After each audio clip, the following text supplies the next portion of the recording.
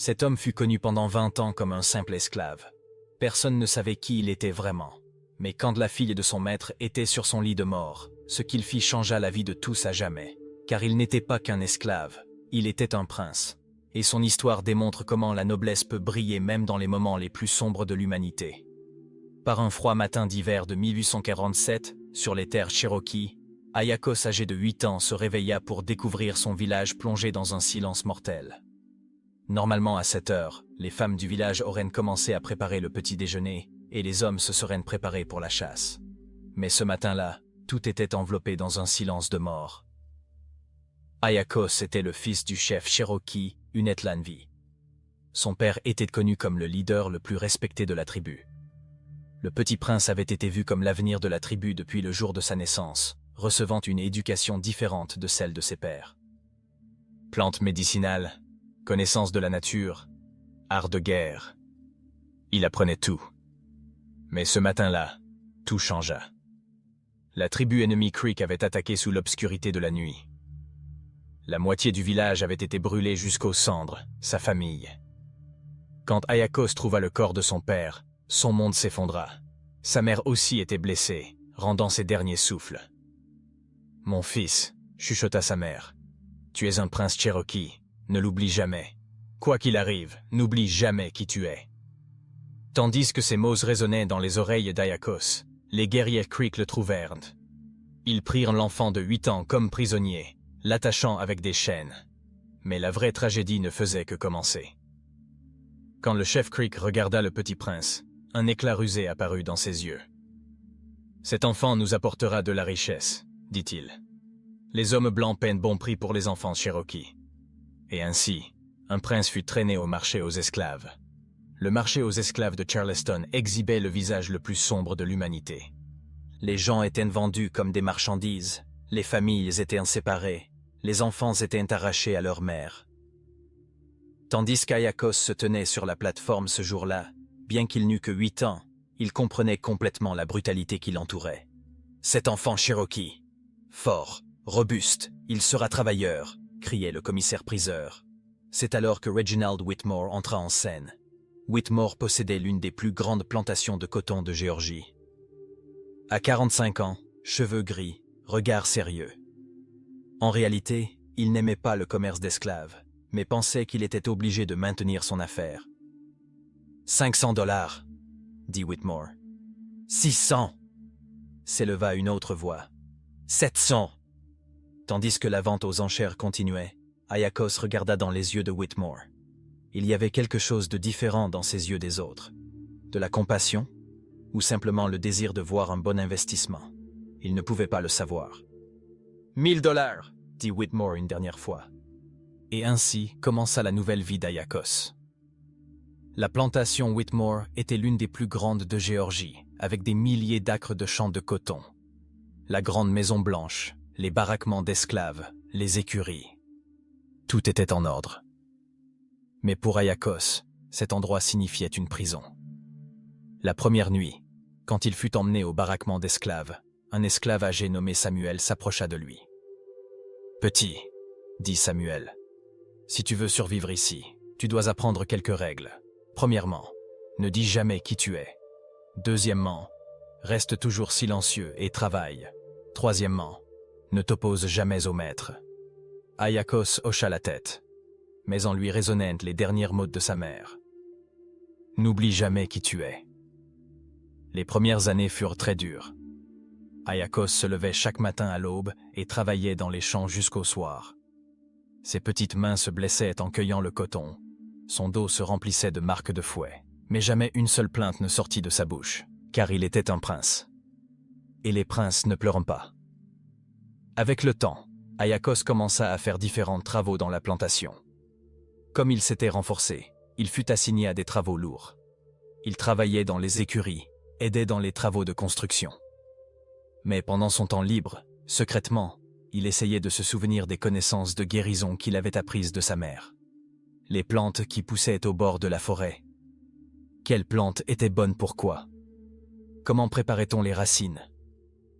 Cette connaissance était la seule chose qui le maintenait en vie. C'était le dernier fil ténu qui le connectait à son identité Cherokee. Et un jour, cette connaissance sauverait une vie. 5 années avaient passé. Ayakos avait maintenant 13 ans et était devenu l'un des esclaves les plus fiables de la plantation. Même Whitmore avait remarqué son intelligence et son travail acharné. Parfois, il le faisait même travailler sur des tâches près de la maison. C'est alors qu'il rencontra Clara Whitmore. Clara était la fille unique de Whitmore. À 16 ans, cheveux dorés et yeux bleus, une belle jeune fille. Mais Clara était différente des enfants d'autres propriétaires de plantations. Elle traitait les esclaves avec gentillesse, les voyait comme des êtres humains. Un après-midi, tandis que Clara lisait un livre dans le jardin, Ayakos arrosait les fleurs proches. « Sais-tu lire et écrire » demanda Clara soudainement. Ayakos hésita. C'était une question dangereuse. Un esclave alphabétisé serait vu avec suspicion. « Non, mademoiselle, » dit-il doucement. Clara le regarda longuement. « Je pense que tu sais, » dit-elle. « Tu l'as dans les yeux. L'intelligence, la curiosité. » Depuis ce jour commença une étrange amitié entre Clara et Ayakos. Clara lui lisait parfois des passages de livres. Ayakos écoutait, gravant chaque mot dans sa mémoire. 10 années de plus passèrent. Ayakos avait maintenant 23 ans et était l'esclave principal de la plantation. Il était devenu un homme grand, fort, silencieux mais déterminé. Whitmore lui faisait entièrement confiance. Il lui avait même donné l'autorité de diriger d'autres esclaves. Mais Ayakos se souvenait encore chaque nuit des mots de sa mère. « Tu es un prince Cherokee. » Clara avait maintenant aussi 26 ans, une belle femme célibataire. Son père la pressait constamment de trouver un mari convenable, mais Clara résistait, essayant de préserver sa liberté. Leur étrange amitié continuait. Clara parlait parfois longuement avec Ayakos, demandant ses opinions. Ayakos donnait aussi des réponses prudentes, essayant de ne pas révéler complètement sa vraie intelligence. Mais le destin avait d'autres plans. À l'automne 1867, une terrible épidémie de malaria frappa la Géorgie. La maladie se répandait rapidement, les gens mouraient, les docteurs étaient désespérés, aucun médicament ne fonctionnait. Et un jour, Clara tomba aussi malade.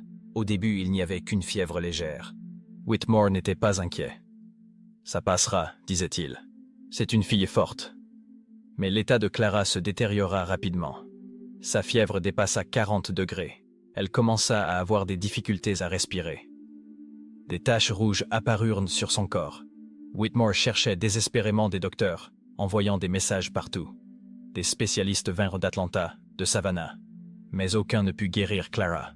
« Je suis désolé, » dit le dernier docteur qui arriva. « Il n'y a rien que je puisse faire. Préparez-vous. » Whitmore s'effondra. Il avait perdu sa femme 10 ans auparavant.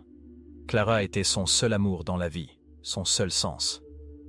Ce fut cette nuit-là qu'Ayakos prit une décision. Il était temps de révéler l'identité qu'il avait cachée pendant 20 ans. À minuit, il entra silencieusement dans la grande maison. Il monta dans la chambre de Clara. La jeune femme brûlait de fièvre, respirant difficilement. Ayakos toucha son front. La fièvre était brûlante. « Clara, » chuchota-t-il. « Peux-tu m'entendre » Clara essaya d'ouvrir les yeux. « Ayakos » gémit-elle. « Oui. Maintenant je vais te dire quelque chose, et tu dois le croire. » Les yeux de Clara s'ouvrirent un peu plus. « Je ne suis pas qu'un esclave, » dit Ayakos. « Je suis le fils du chef Cherokee Unetlanvi. Je suis un prince. » Clara était en état de choc. Malgré le fait qu'elle brûlait de fièvre, elle pouvait sentir le poids de ses mots. « Je vais te guérir, » dit Ayakos avec détermination. « Mais pour cela j'ai besoin de récolter des plantes de la forêt. Je vais utiliser la connaissance de guérison Cherokee. Mais s'ils t'attrapent, ils te tueront.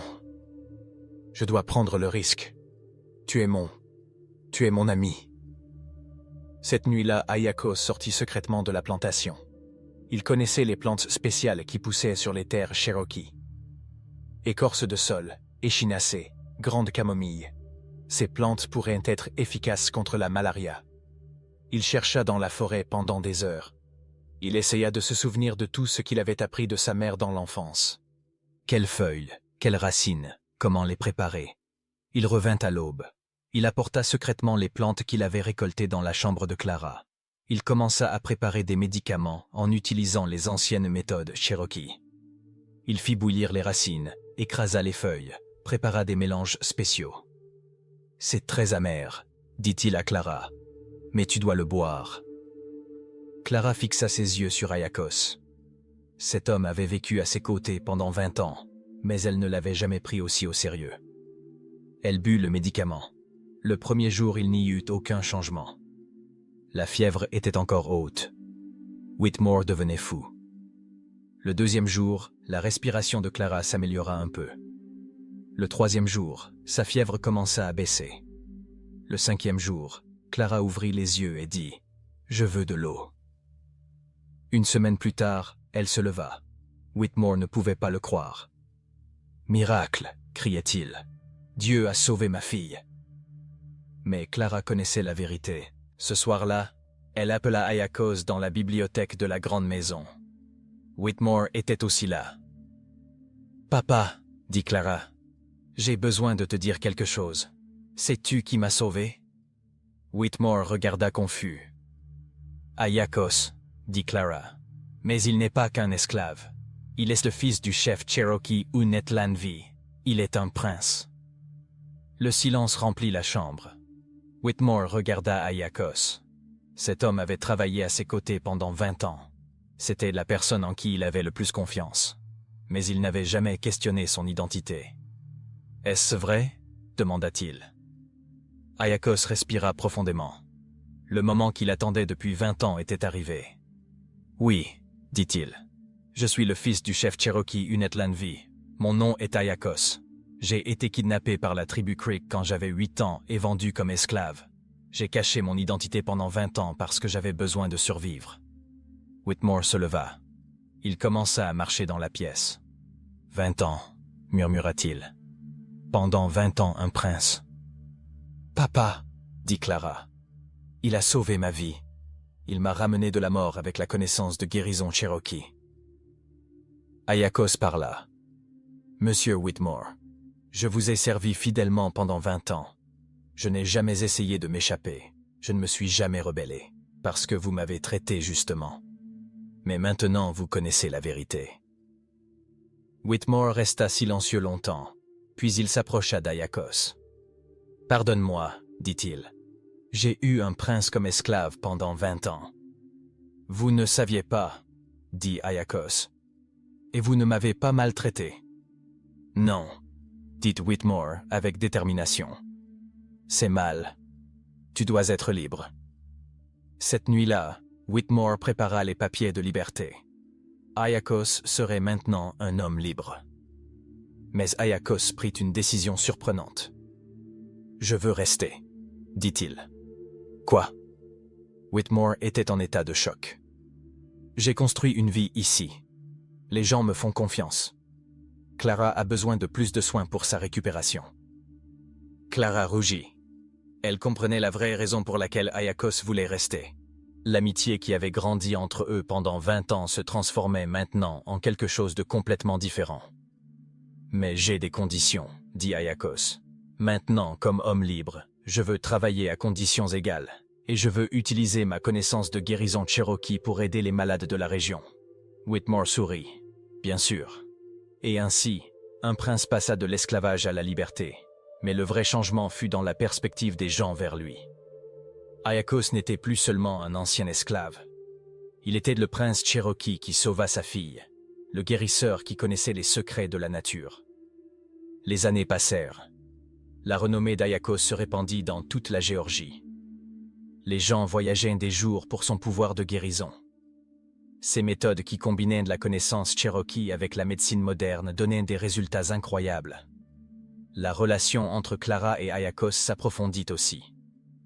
Deux personnes de mondes différents construisaient un avenir commun. Ils se marièrent en 1870. À leur mariage furent vécues tant les traditions Cherokee que les traditions du Sud. L'union de deux cultures créa une belle harmonie. Whitmore accepta Ayakos comme un fils. La plantation était maintenant administrée ensemble. L'ancien système d'esclaves fut aboli, on commença à payer des salaires justes aux travailleurs. Ayakos établit sa propre clinique. Les jardins de guérison Cherokee poussaient dans un coin de la plantation. Des milliers de patients bénéficiaient de cette connaissance. Mais le moment le plus beau fut quand leurs enfants naquirent.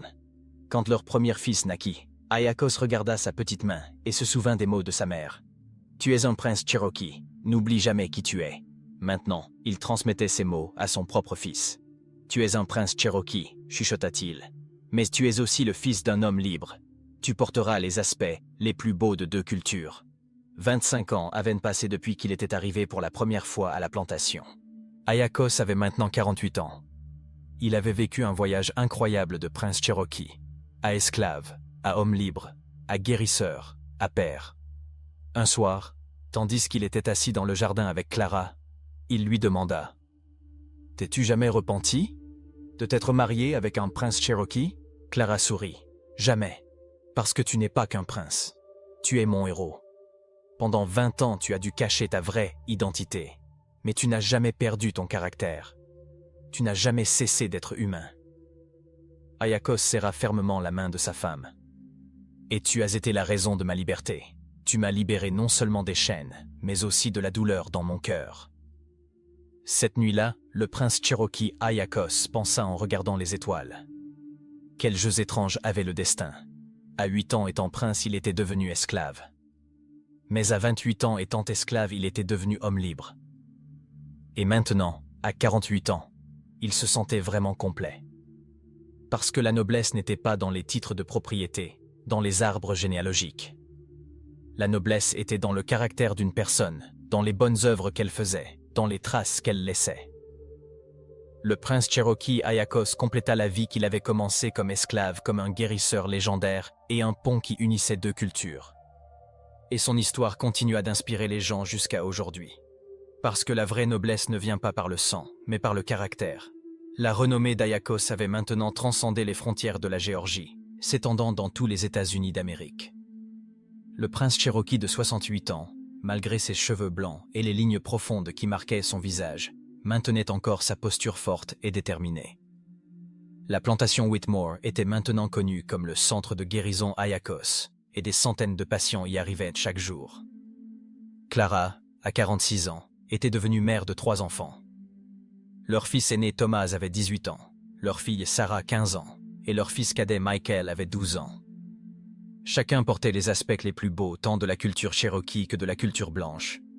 Mais cette vie paisible allait être secouée par une visite inattendue. Un matin d'automne, un groupe de Cherokees arriva à cheval à la plantation. En tête, il y avait un chef âgé, Sequoia, l'ami d'enfance d'Ayakos.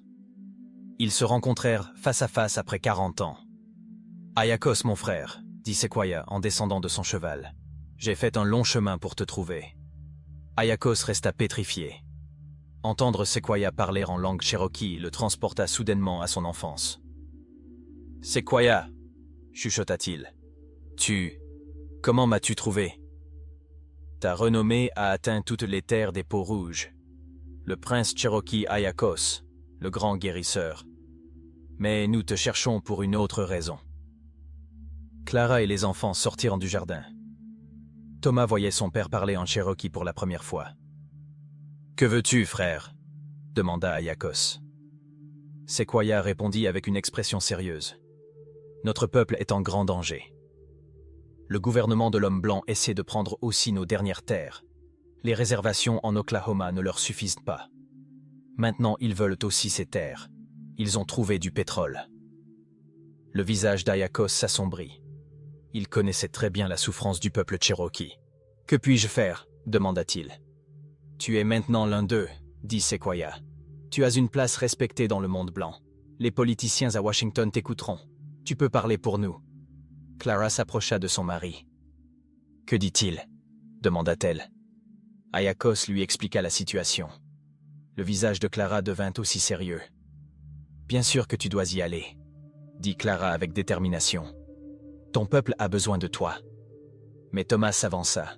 « Papa, je veux venir aussi.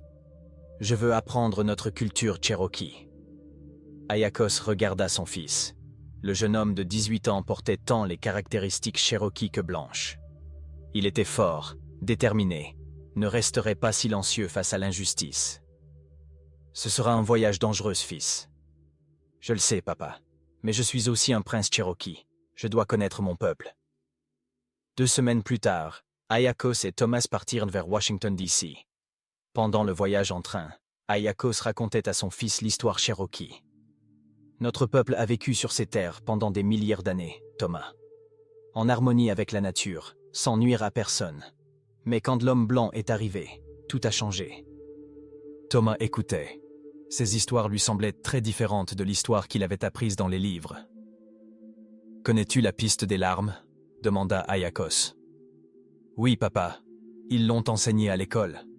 Mais c'était juste un paragraphe court. » Ce n'était pas juste un paragraphe, fils.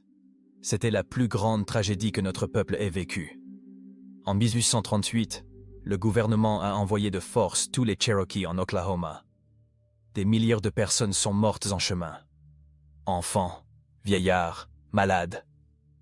Thomas vit la douleur dans les yeux de son père. Tu vivais comme esclave à ce moment-là. Oui, et peut-être c'est pourquoi j'ai survécu. Mais j'ai perdu ma famille, mon peuple. Quand ils arrivèrent à Washington, la taille et l'agitation de la ville surprit Thomas. Ayakos, de son côté, arrivait dans une si grande ville pour la première fois après 40 ans. Leur premier rendez-vous était avec le Bureau des Affaires indiennes. Le directeur du bureau, James Morrison, savait qu'Ayakos était un guérisseur célèbre. « Monsieur Ayakos, » dit Morrison, « je comprends que vous êtes inquiet pour votre peuple Cherokee, mais les politiques gouvernementales... » « Monsieur, » l'interrompit Ayakos, « j'ai vécu 40 ans dans le monde blanc.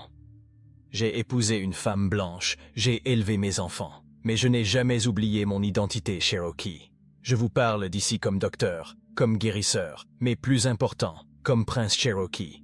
Ne déplacez plus mon peuple de ses terres. » Morrison se sentit mal à l'aise. Il n'avait pas face à lui seulement un Indien, mais quelqu'un avec une place respectée dans la société blanche. « Que voulez-vous exactement ?»« La protection des terres Cherokee en Oklahoma. Que les compagnies pétrolières n'y entrent pas. »« C'est impossible. Les intérêts économiques. » Thomas avança. « Monsieur, j'ai grandi avec du sang tant Cherokee que blanc. Je comprends les deux cultures. Détruire un peuple pour des intérêts économiques. Est-ce cela la civilisation ?» Morrison fut surpris. Le jeune homme face à lui semblait tant indigène que blanc, et aussi très bien éduqué. « J'ai une proposition, » dit Ayakos. « Emmenez-moi aux terres Cherokee.